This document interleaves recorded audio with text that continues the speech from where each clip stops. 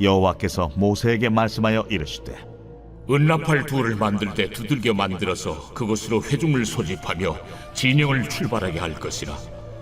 나팔 두 개를 불 때는 온 회중이 회막문 앞에 모여서 내게로 나올 것이요, 하나만 불 때는 이스라엘의 천부장된 지휘관들이 모여서 내게로 나올 것이며, 너희가 그것을 크게 부을 때에는 동쪽 진영들이 행진할 것이며, 두 번째로 크게 부을 때에는 남쪽 진영들이 행진할 것이라.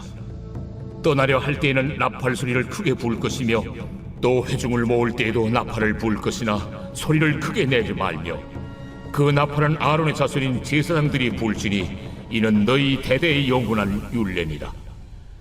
또 너희 땅에서 너희가 자기를 압박하는 대적을 치러 나갈 때에는 나팔을 크게 불지니 그리하면 너희 하나님 여호와가 너희를 기억하고 너희를 너희의 대적에게서 구원하시리라. 또 너희의 희락의 날과 너희가 정한 절기와 초하루에는 번제물을 드리고 화목제물을 드리며 나팔을 불라. 그로 말미암아 너희의 하나님이 너희를 기억하시리라. 나는 너희의 하나님 여호와니라. 할렐루야. 오늘도 말씀으로 승리하는 귀하고 복된 하루 되시기를 축복합니다. 오늘 본문은 이스라엘 백성이 가나안을 향하여서 행진하기 위한 그 모든 준비를 마친 뒤에 하나님께서는 마지막으로 그들에게 행진할 때 필요한 나팔 신호의 사용법을 알려주시는 말씀입니다. 여러분, 이스라엘 백성들은 광야 여정 가운데 나팔 신호를 어떻게 활용했을까요? 그리고 이 신호에는 어떠한 하나님의 의미가 담겨져 있을까요? 그리고 오늘 하루 우리는 이 말씀을 통하여서 어떻게 살아가야 할까요? 함께 오늘 말씀을 통하여서 나팔의 제작과 사용의 방법에 관하여서 함께 살펴보기 원합니다. 그리하여서 이 말씀을 통하여서 우리의 삶의 방향을 다시 한번 점검해보고 새롭게 결단하는 은혜의 시간 될 수 있기를 간절히 소망합니다. 먼저 오늘의 본문 1절과 2절의 말씀입니다. 여호와께서 모세에게 말씀하여 이르시되 은나팔 둘을 만들되 두들겨 만들어서 그것으로 회중을 소집하고 진영을 출발하게 할 것이라. 아멘. 당시 이스라엘 백성의 숫자는 약 60만 명이었다고 합니다. 60만 명이 동시에 출발하고 이동하고 멈추는 과정은 정말 쉽지 않았겠지요. 옆 사람에게 일일이 전달하고 그렇게 움직이는 것도 불가능했을 것이고, 오늘날처럼 전화나 메신저로 소통할 수도 없었으니 모든 지시를 효과적으로 전달할 수 있는 확실한 방법이 필요했을 겁니다. 그래서 하나님은 모세에게 나팔을 만들어서 그들의 소통의 도구로 사용하라고 명령하신 것이지요. 회중을 소집할 때 부르는 나팔, 천부장을 소집할 때 부르는 나팔, 진영의 행진 대열을 갖출 때 부는 나팔, 전쟁터에 출정할 때 부는 나팔, 절기 때 부는 나팔 등 상황에 따라서 그 나팔의 소리와 횟수는 달라졌습니다. 하지만 이스라엘 백성들은 이 나팔 소리를 듣고 자신이 무엇을 해야 하는지 명확하게 알 수 있었습니다.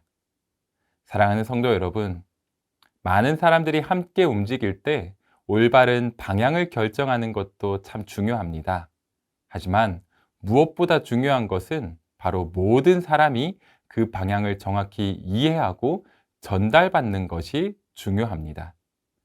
하나님께서는 오늘 말씀을 통하여서 아무리 진영을 잘 갖추고 구름 기둥을 따라 걷는다 할지라도 모든 사람이 한마음 한뜻으로 함께 나아가는 것이 무엇보다 가장 중요하다라고 말씀하시는 것이지요.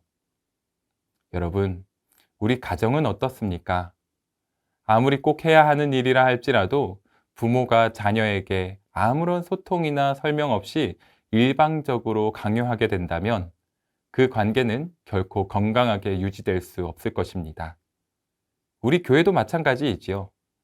아무리 하나님의 일이 중요하고 교회의 성장을 위해 꼭 필요한 일이라 할지라도 교회가 나아갈 방향을 충분히 나누고 전하고 이해하는 과정이 없다면 결국 각자의 주장대로 흩어질 수밖에 없을 겁니다.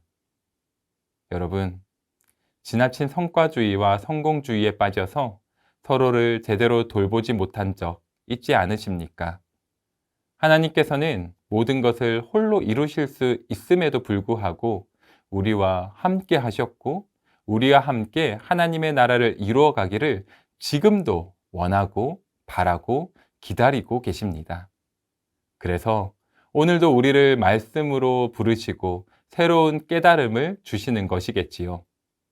십자가의 사랑으로 우리를 구원하시고 성령의 동행으로 역사하시는 하나님의 그 은혜의 날마다 감사하면서 우리가 있는 자리에서 서로를 더욱 사랑하고 아끼고 적극적으로 소통하면서 그리하여 우리 모두가 한마음 한뜻으로 함께 하나님 앞으로 나아가기로 힘써야 하는 줄 믿습니다. 자, 우리 함께 이어지는 8절의 말씀 계속해서 보시겠습니다. 이 나팔은 아론의 자손인 제사장들이 불지니 이는 너희 대대의 영원한 율례니라. 아멘. 이스라엘 백성의 행진을 이끄는 이 나팔은 오직 아론의 자손인 제사장들만 불 수 있는 것이었습니다. 이것은 그들에게 주어진 특권이자 사명이었지요. 그런데 나팔을 부는 것이 뭐 그리 어렵다고 하나님께서는 반드시 제사장들만 불도록 하셨을까요?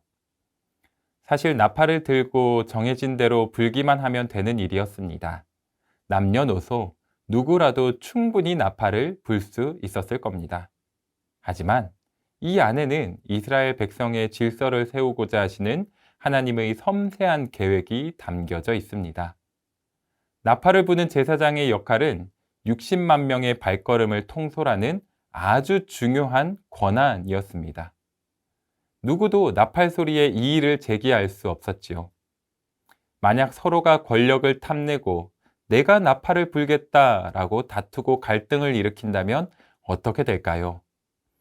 나팔 소리는 혼란스러워질 것이고 이스라엘 백성들은 내가 어디로 가야 할지 알지 못해 혼란에 빠져버리게 될 것입니다.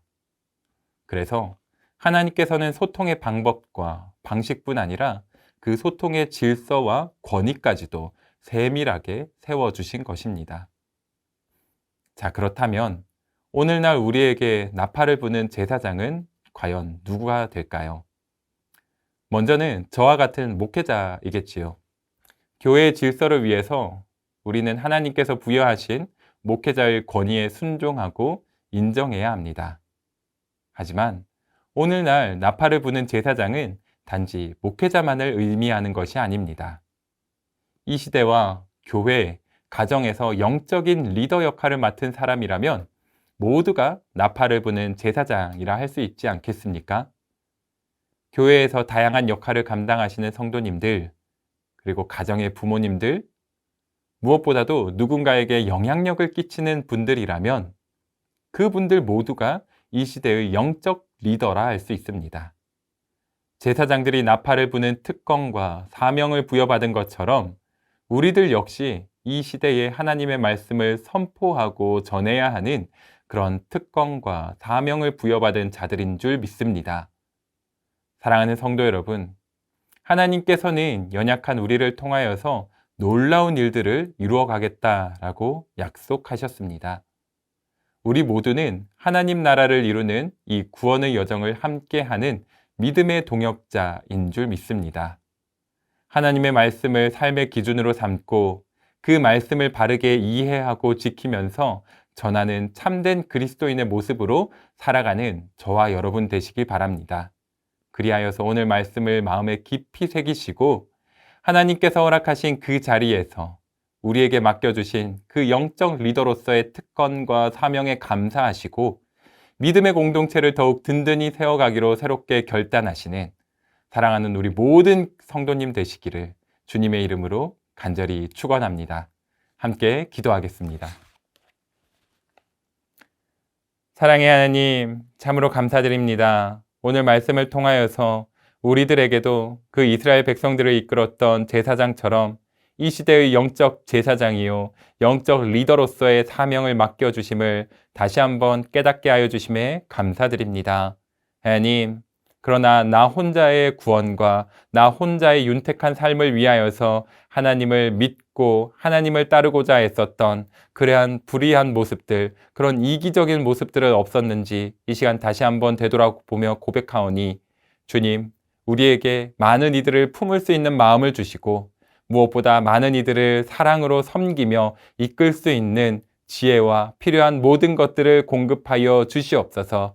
그러할 때에 우리들을 통하여서 이 시대 가운데 놀라운 하나님의 나라를 계속해서 이루어 가 주실 줄 믿습니다. 그 기대함 가지고 오늘 하루도 우리에게 맡겨주신 사명을 잘 감당하며 오직 주님께 영광이 되고 모든 이들에게도 기쁨이 되는 귀하고 복된 한 날 될 수 있도록 주님 함께하여 주시옵소서. 이 모든 말씀을 우리 주 예수 그리스도의 이름으로 간절히 기도하옵나이다. 아멘.